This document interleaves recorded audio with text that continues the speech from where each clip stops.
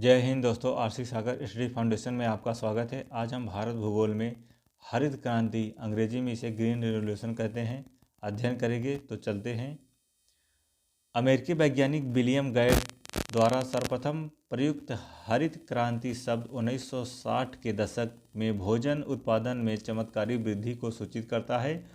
भारत में हरित क्रांति का आशय कृषि क्षेत्र में परंपरागत तकनीकी तथा खेती विधियों में आधुनिक तकनीकी द्वारा परिवर्तित करने से है।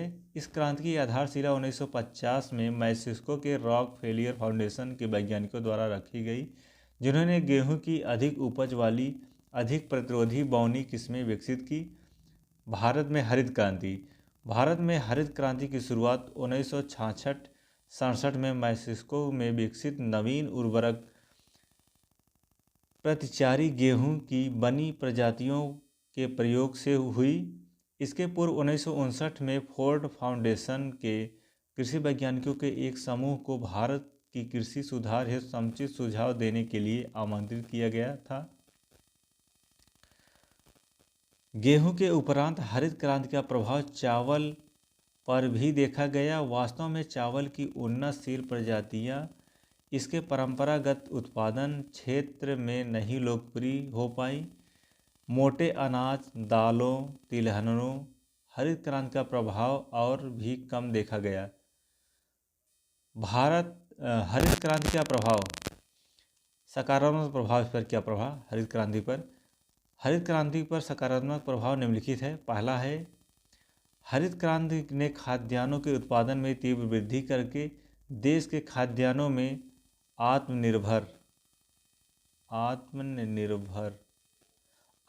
बना दिया। दूसरा है, हरित क्रांति भारतीय कृषि का स्वरूप निर्वाहक से वाणिज्यिक बाजारों मुख बना दिया। अब भारत को कुछ खाद्यान्नों का निर्यात करने लगा। तीसरा, कृषि में नई तकनीकी के प्रयोग से रोजगार में वृद्धि हुई। चौथा है, इससे ग्रामीण संपन्नता में वृद्धि हुई, जिससे द्वितीय और तृतीय क्रियाकलापों में वृद्धि हुई।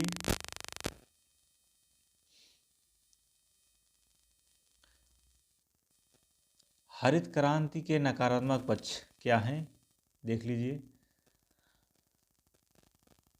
पहला है जो है, इसमें भारी पूंजी निवेश की आवश्यकता है, जिसे छोटे तथा सीमांत किसान सहन नहीं कर सकते। अतएव इसके लाभ बड़े कृषक तक ही सीमित है। दूसरा है, राव के अनुसार हरित क्रांति ने कृषक के मध्य आर्थिक विषमता व्यापक कर दिया।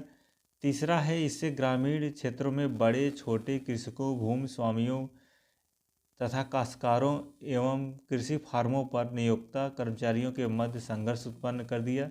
चौथा है, गेहूं चावल की एक फसली कृषि के कारण मिट्टी पोषक तत्व पर बुरा प्रभाव पड़ा। पांचवा है, भूमिगत जल संसाधन के विवेकपूर्ण प्रयोग से रासायनिक उर्वरक कीटनाशकों के प्रयोग से मिट्टी संबंधित अनेक समस्याएं उत्पन्न हो गई है, जैसे उर्वरता का ह्रास, लवणता का क्षारीयता में वृद्धि, जल की शक्ति, रासायनिक विष का जनन, धरातली जल, पौधे तथा खाद्यान्न प्रदूषित कर दिया। नहर सिंचित क्षेत्रों में फाइलेरिया, एन्सेफेलाइटिस आदि नए नए रोग उत्पन्न हुए। हरित क्रांति का प्रभाव कुछ खाद्य फसलों में तक ही सीमित है। तिलहन, नगरीय फसलें, चारा फसलें आदि को इसे कोई लाभ नहीं पहुंचा।